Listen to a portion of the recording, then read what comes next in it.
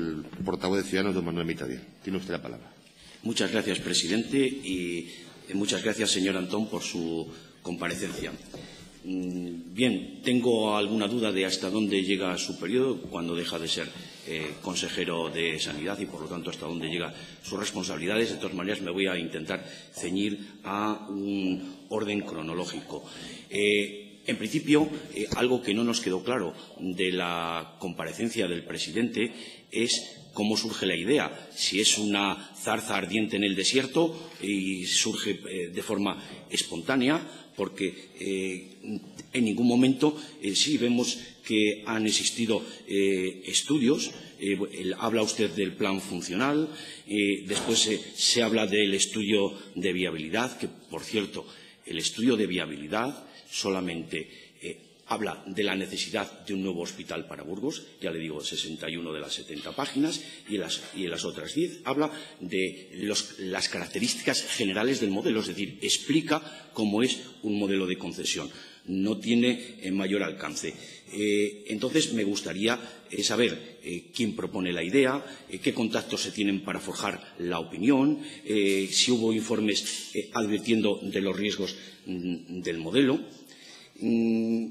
si tuvo algún contacto con los grupos que se presentaban a la licitación para conocer sus proyectos.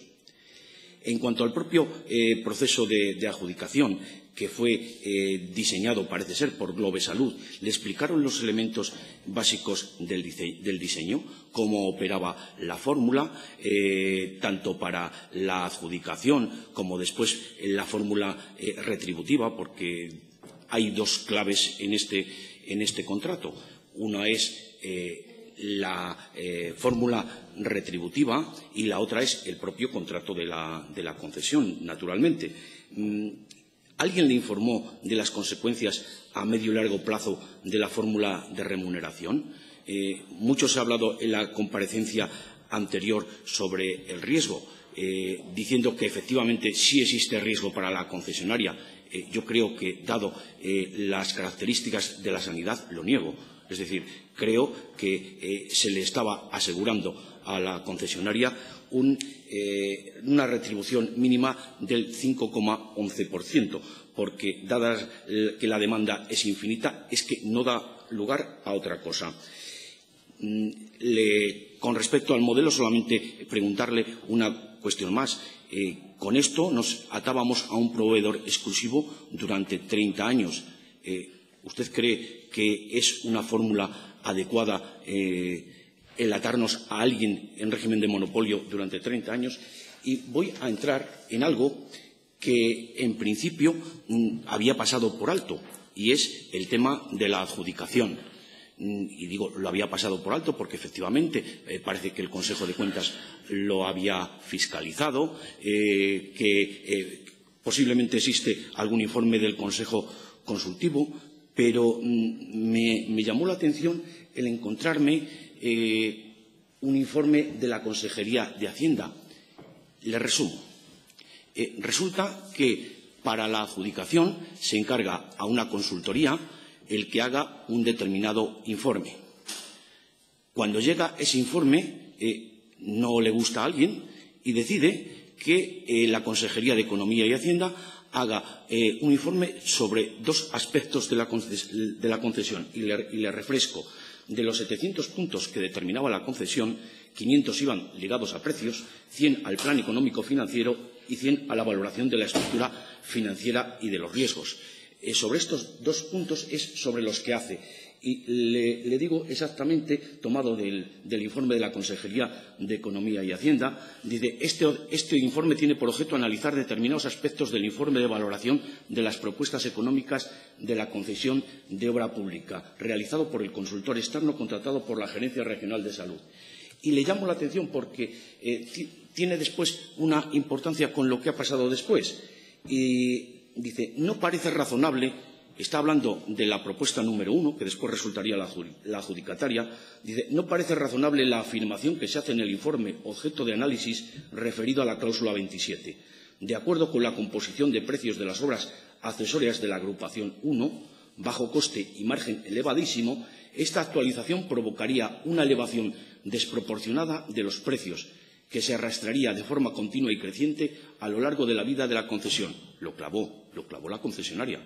No, quien no lo clavó es el informe de la Consejería, que dice el contrato de concesión ha de mantener las condiciones de equilibrio económico-financiero en los términos considerados para su adjudicación y, por tanto, no es posible esa elevación desproporcionada de los precios a la que se alude en el citado informe.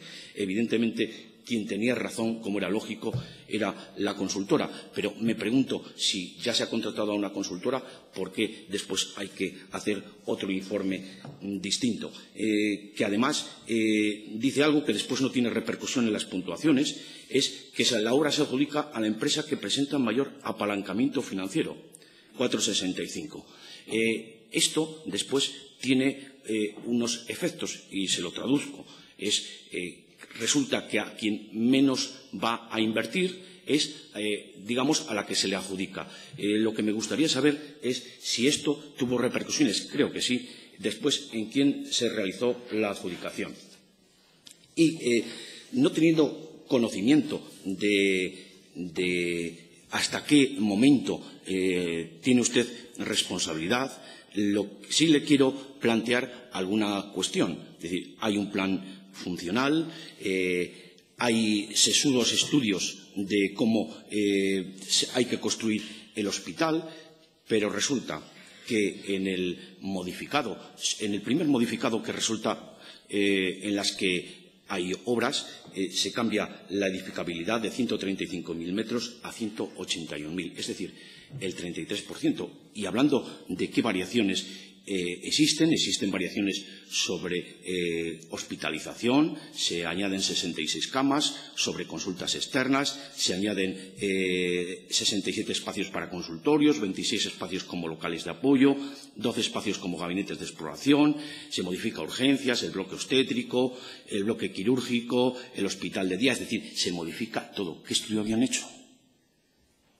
¿Cómo es posible que en tan poco tiempo la variación sea de este calibre? Es que se modifica todo. ¿Cómo se produjo ese proceso de modificación? Y si nos vamos al modificado anterior, el que aparentemente no tuvo efectos económicos, sí los tuvo. Es decir, en el modificado anterior, en el que se habla de dónde se sitúa el hospital, resulta que se había elegido el peor lugar posible. El peor lugar posible porque implicaba un movimiento de tierras bastante importante. Entonces, cuando se está en la ejecución del proyecto, ¿alguien es consciente de esto? ¿O ya habían sido conscientes de esto y se había silenciado en el proceso de adjudicación? Lo cierto es que se cambia la orientación del hospital, parece que tampoco con muy buena fortuna, porque algunas críticas dicen que se eligió todavía una situación peor. Dice, terreno encajonado entre una montaña y una carretera, y se le mueve a un sitio en el que efectivamente hay menos movimiento de tierras, pero no está bien situado, que después es lo que dará origen en el modificado número 1 a decir que es con respecto al Divino Vallés. Es decir, lo que quiero es que me cuente la génesis del proyecto. ¿Cómo es posible que, partiendo de un estudio que era muy sesudo, resulta que tenemos estas modificaciones? Y, por otra parte, en el proceso... Tiene que ir finalizando. Muchas gracias, presidente, ahora mismo. Y como en el proceso de adjudicación, si todo es transparente, y efectivamente no dudo de que todo sea legal porque lo han visto todos los organismos del mundo, pero ¿por qué si se contrata a una empresa privada después tiene que hacer un informe la Consejería de Economía y Hacienda? Muchas gracias.